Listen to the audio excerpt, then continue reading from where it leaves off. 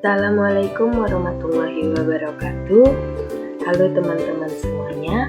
Perkenalkan, nama saya Nadia Safitri, mahasiswi dari Universitas Negeri Medan dengan Prodi Pendidikan Fisika C 2019. Pada video kali ini, saya akan menjelaskan materi mengenai model atom board. Untuk mempersingkat waktu, langsung saja kita bahas materi pertama, yaitu mengenai spektrum atom hidrogen. Nah, apa itu spektrum atom hidrogen? Spektrum atom hidrogen merupakan bentuk sederhana dari spektrum diskrit atau garis. Spektrum diskrit biasanya ditimbulkan oleh atom-atom kompleks, sehingga pembahasan diarahkan pada spektrum atom hidrogen dihasilkan dari yang lebih sederhana. Spektrum atom hidrogen dihasilkan dari atom dengan satu elektron. Beberapa upaya telah dilakukan oleh ilmuwan untuk menjelaskan dan mencari rumus-rumus empirik terkait keteraturan spektrum tersebut. Jika ada rumus empirik yang sesuai dengan garis-garis spektrum tersebut, tentunya dapat menjadi verifikasi terbaik untuk meneliti kebenaran teori-teori tentang spektrum gas atau struktur atom. Beberapa upaya yang dilakukan untuk menjelaskan tentang pola garis-garis spektrum tersebut tidak berhasil. Misalnya, bahwa panjang gelombang spektrum hidrogen itu mempunyai hubungan satu dengan lainnya seperti panjang gelombang getaran suatu dawai yang kedua ujungnya dijepit dengan erat.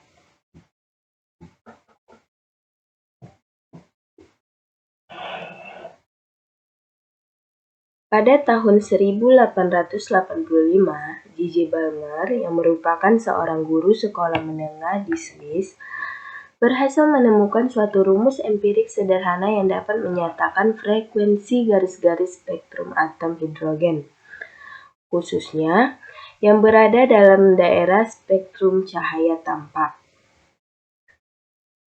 Balmer menemukan rumus matematik untuk garis spektrum deret Balmer, yaitu angstrom sama dengan 3645,6 N pangkat 2 per N pangkat 2 dikurang 4. Rydberg menemukan cara yang lebih mudah untuk menyatakan rumus tersebut, yaitu dengan membuat suatu besaran baru yang dinamakan resiprok panjang gelombang atau reciprocal wavelength.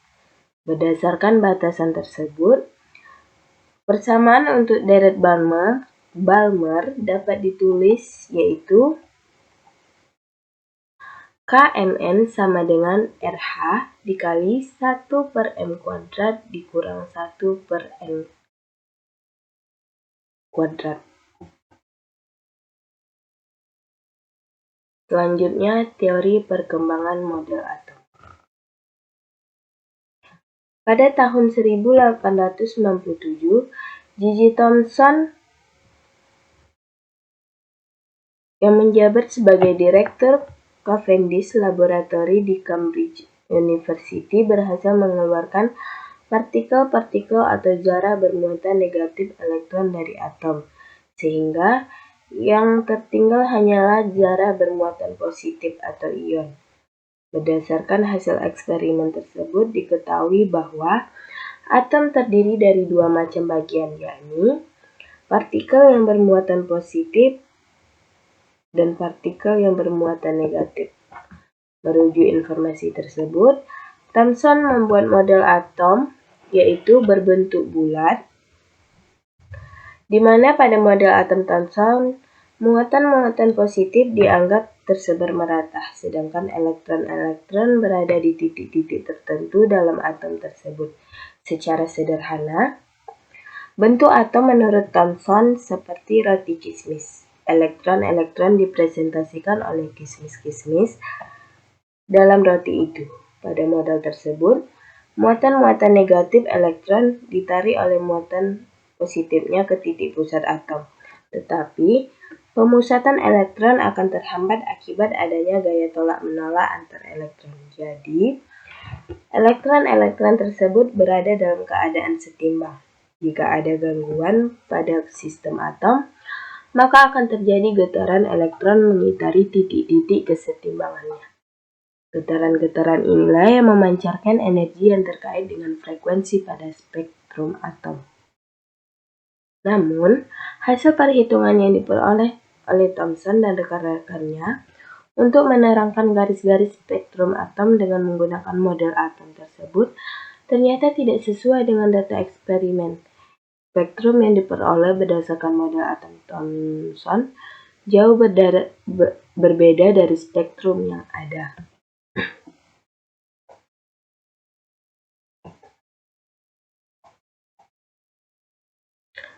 Kemudian Ernest Rutherford, seorang murid dari Thomson yang bekerja di Universitas Manchester atau Inggris, juga mempelajari tentang struktur atom.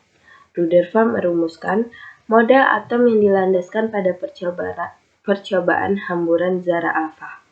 Pada model atom Rutherford, seluruh muatan positif yang merupakan bagian besar dari massa atom atau yang bukan elektron terpusat di suatu tempat kecil dalam ruang atom yang bernama inti atom.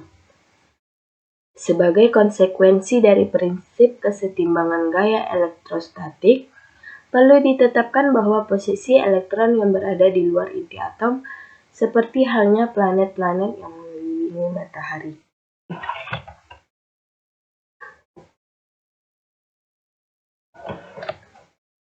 Submateri selanjutnya yaitu model atom hidrogen menurut Bohr.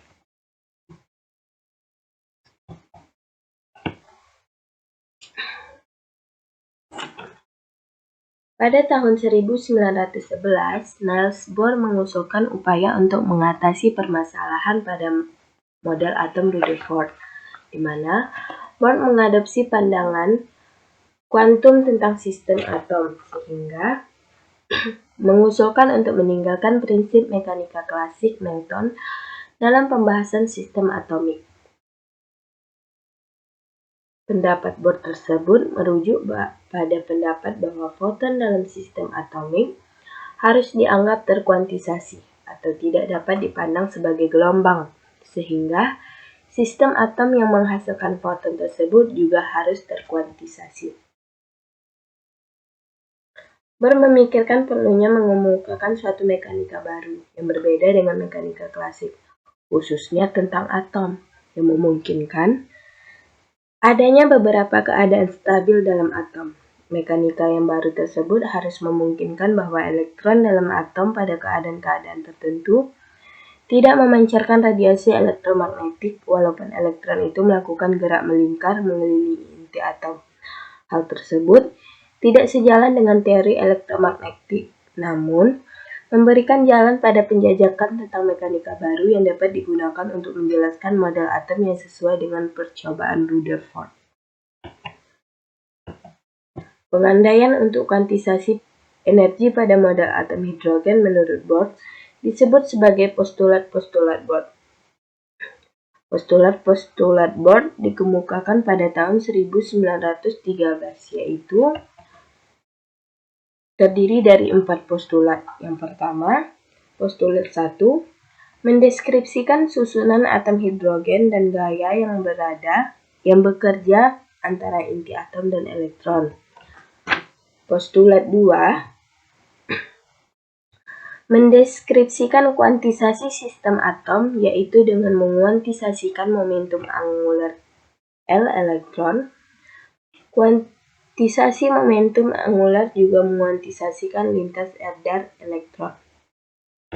Postulat 3, menyatakan bahwa dalam orbit yang stabil, elektron tidak memancarkan energi elektromagnetik.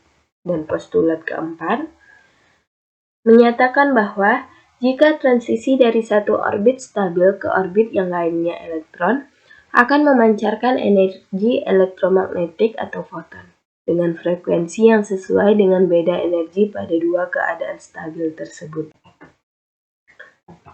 Karakteristik jari-jari dan energi atom hidrogen menurut model atom Bohr. Jari-jari orbit elektron mengelilingi inti atom hidrogen terkuantisasi, yaitu Rn sama dengan A0 dikali N kuadrat sama dengan 0,529 dikali N kuadrat angstrom. Energi atom untuk bilangan kuantum N yaitu En sama dengan min 13,6 dikali 1/n²2 eV. Deskripsi tentang spektrum atom hidrogen dengan menggunakan model atom Bohr dapat dilihat pada gambar tersebut. Dari gambar kita ketahui inti atom terdapat di pusat lingkaran, muatannya positif Ze, sedangkan sebuah elektron mengitari pusat inti. Elektron tersebut dapat menempati orbit mempunyai dengan jari-jari sesuai nilai Rn sama dengan A0 dikali N²2 dengan N sama dengan 1, 2, 3, 4, dan seterusnya. Gambaran orbit-orbit elektron tersebut diilustrasikan dalam gambar yang memiliki bilangan kuantum N sama dengan 1, 2, 3, 4, dan seterusnya. Jika elektron berpindah dari orbit yang lebih tinggi ke orbit dengan N sama dengan 2, maka akan berbentuk deret Balmer.